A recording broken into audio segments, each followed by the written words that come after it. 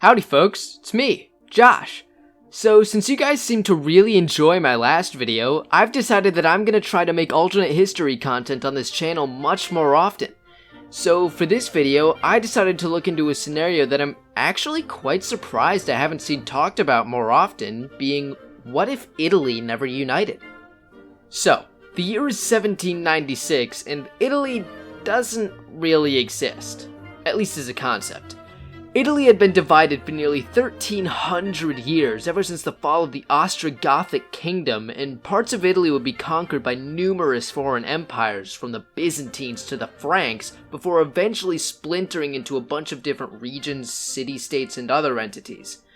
The north would end up coming under the domination of the Germans through the Holy Roman Empire, and later the Austrian Empire. Central Italy would come under the control of the Pope through the Papal States, and southern Italy would come under Spanish domination. And, of course, with foreign domination comes foreign conflict, making Italy into a huge playground for European powers to have some fun proxy wars in. And having to have to put up with this for over 1,000 years, the Italians were getting kinda sick of it. However, just like everything else in Europe, this balance of power in Italy would be completely shattered after they were invaded by the French during the French Revolutionary Wars. France came into Italy proclaiming themselves as a liberator of the Italian people. However, in reality, they were just throwing out foreign dominance from other countries for foreign dominance from theirs.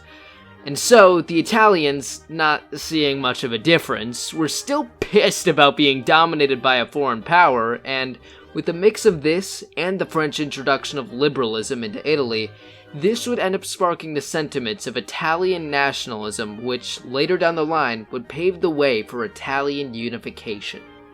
However, after Napoleon was defeated, the pre-Napoleonic balance of power in Italy would be restored, but those liberal sentiments of Italian nationalism remained. But as the conservative and Catholic order in Italy would be restored, one aspect of Italian nationalism that's often under-discussed made itself glaringly evident. That being the Masonic element. For those of you who don't know, Masonry, or Freemasonry, is a fundamentally anti-Christian and anti-Catholic religious order whose teachings are blatantly contradictory to the gospel of Christ, and as such has actively sought the destruction of the Roman Catholic Church. And so, Masons in Italy began supporting pushes for Italian unification en masse as a way to try to destroy the Catholic Church in Rome. And the Masonic element of Italian nationalism wasn't some fringe element either, as most of the leading figures in Italian unification were Freemasons. Those ranging from Giuseppe Mazzini, whose literary works promoted the ideas of Italian nationalism, Camillo Benso, the Count of Cavour, who managed the political workings involved in unification, and Giuseppe Garibaldi, who ran military efforts, all of whom were Freemasons. However, despite the widespread support for Freemasonry and the efforts for Italian unification, not everyone who supported unification was a Freemason, with many Catholics supporting the cause as well. For example, in 1842, a priest named Vincenzo Gioberti made the proposal that Italy be united under the Pope. Pope Pius IX was interested at first, but due to the cause for Italian unification being fundamentally liberal at its core and seeing widespread support from Freemasons, he turned it down. 6 years later, though, in 1848, after calls for unification had continued to grow for decades, Italy, alongside the rest of Europe, exploded in revolt. In Rome, increasing pushes from liberals forced Pope Pius IX to establish a constitution for the Papal States, before the liberals just revolted anyways, establishing the Roman Republic. Not to be confused with the other Roman Republic. In Tuscany, relatively non-violent protests forced a constitution to be enacted there, but in Sicily, resistance to these liberal pushes would lead a revolt against the Spanish Bourbons, which in turn would spark another revolt in Lombardy-Venetia against the Austrians. However, with all of Italy in complete revolt against the regimes that had existed there for centuries, one key player that I haven't mentioned yet decided to seize the opportunity. With that being the Kingdom of Sardinia-Piedmont. As the only truly independent, non-Pope run state in Italy, Piedmont found itself in the prime position to lead the charge for Italian unification. And so, in order to help Lombardy-Venetia in its pushes, Piedmont would declare war on Austria, starting the First Italian War of Independence. Many of the other newly liberal Italian states decided to join in, but after disagreements among them and successful campaigns by Austrian Marshal Joseph Radetzky, this war would ultimately result in an Austrian victory, with the King of Sardinia-Piedmont, Charles Albert, abdicating the throne in favor of his son, Victor Emmanuel II. Meanwhile, in Rome, soon-to-be Napoleon III, under pressure from Catholics in France, decided to invade the Roman Republic and restore the Papal States, making France the defender of the Papal States and pissing off a ton of the Freemasons there.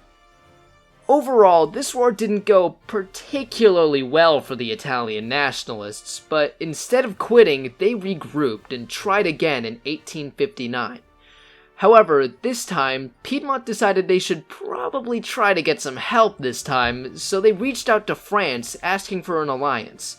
Napoleon III was skeptical at first, but after one of the Freemasons that was still pissed at him for restoring the Papal States tried to kill him, he decided to help Piedmont, signing a secret defensive alliance. Napoleon III was still somewhat skeptical of Piedmontese ability, though, and was worried that if he waged war against Austria, Prussia might join in the fight and attack.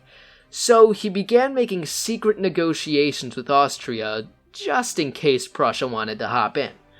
But after this shaky alliance with France was secured, Piedmont then provoked Austria into attacking, triggering their alliance with France, starting the Second Italian War of Independence.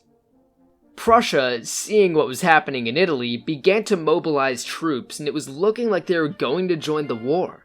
But Piedmont, heavily relying on France, managed to quickly secure victory over the Austrians before Prussia could get involved.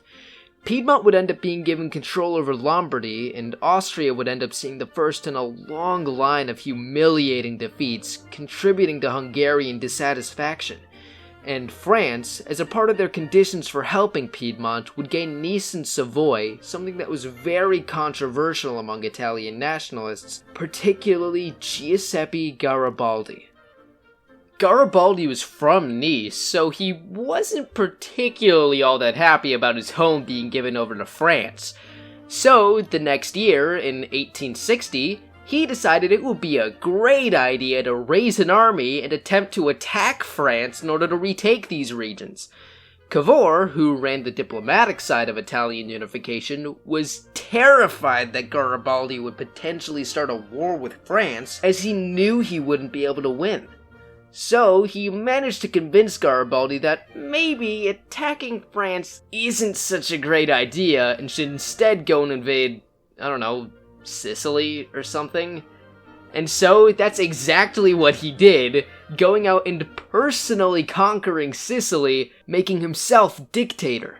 Meanwhile, Piedmont, after asking Britain and France really nicely, was given control of the central Italian states, including much of the Papal States except for the region of Rome. Garibaldi, seeing this rapid expansion southward, then decided to relinquish control of Sicily to Piedmont, meaning that now the only regions that had yet to come under Piedmontese rule were Papal Rome and Austrian Venice.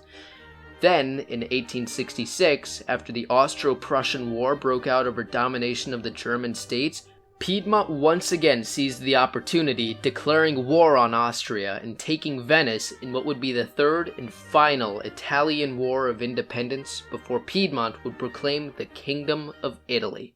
However, despite this, Piedmont, or Italy now, still wanted control over Rome, which they would have to seize from the Pope, who was being protected by France. But in 1870, after the outbreak of the Franco-Prussian War, Napoleon III was forced to withdraw troops from Rome, opening the way for Italy to invade and conquer Rome, fully uniting Italy. Except for San Marino, but we don't talk about that. But despite being united, Italy still wasn't united. There were still loads of divisions between northern and southern Italy that still hanged over from their division. Italy would come to be dominated by the liberal politics that guided their unification and gained some colonies overseas. They aligned themselves with Germany, a natural ally, as they united alongside each other, but Italy's desire to unite all the Italian people under one state would drive a wedge between them and Austria-Hungary, leading them to eventually join the Entente in World War I, and not being given the lands they were promised, ultimately paving the way for the rise of Mussolini and fascism in Italy. But what if that changed? What if, in an alternate timeline, France and Piedmont weren't able to defeat Austria as quickly as they did in our timeline in the Second Italian War of Independence, leading Prussia to join the war on Austria's side? Seeing this happen, France, pissing their pants out of fear of having to fight a war against both Austria and Prussia, would fall back on its negotiations with Austria, dropping out of the war, leaving Piedmont to get absolutely destroyed by the Austrians and the Prussians.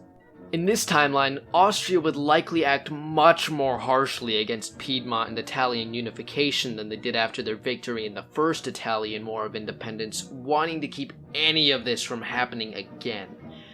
And after 2 successive defeats against Austria, this would lead any realistic prospect of Italian unification to be crushed. Some rebellions would likely still happen here and there, but after this humiliation, France would likely be much less willing to support any of these efforts, so they wouldn't really go anywhere. Austria, though, would come out of this war much more stable and more confident in their abilities, with much of Italy coming under their sway, potentially annexing some parts of northern Italy. In Germany, though, without having Italy as a safe ally against Austria, and the Austrians generally being seen as much more competent militarily than in our timeline, Bismarck likely wouldn't want to risk a war with them, as these were the only things that really made him confident in such a war succeeding. So, the Austro-Prussian War likely wouldn't end up happening, with Bismarck instead opting to diplomatically force Austria out of Germany, something he was much more comfortable with. And without these 2 humiliating defeats to cause a great amount of instability in Austria, unrest in Hungary isn't nearly as bad, meaning that the Ausgleich of 1867, which transformed the Austrian Empire into Austria-Hungary, never happens. However, the Austrians would likely still see the need to decentralize in order to keep control of their many lands. The Austrians would have much better relations with Prussia than in our timeline, so upon the outbreak of the Franco-Prussian War, the Austrians would likely join the conflict alongside Prussia in order to secure domination over Italy. Coming out of the conflict, Italy would come under complete Austrian control, with them likely establishing some sort of union similar to the former German Confederation under Austrian dominance, and Austria would likely see the need to build up a decent navy in order to defend Italy. And despite Austria now putting a heavy emphasis on their domination over Italy, they would still likely see the importance of spreading their influence into the Balkans, and World War I would still end up happening due to this. However, instead of being seen as a junior power to Germany, Austria would likely be seen as more of an equal partner to Germany and powerful in their own regard. And by the outbreak of World War I, the Austrians would still fight alongside the Germans and the Ottomans against the British, French, Russians, and Serbians.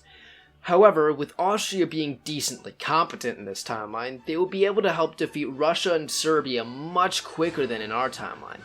And without Italian support, France would have to face a war on 2 fronts, facing the Germans in the north and the Austrians in the south, leading to an inevitable French defeat. After their victory in this war, Austria would emerge as the dominant power of the Mediterranean Sea and southern Europe, dominating the continent alongside their fellow German brothers.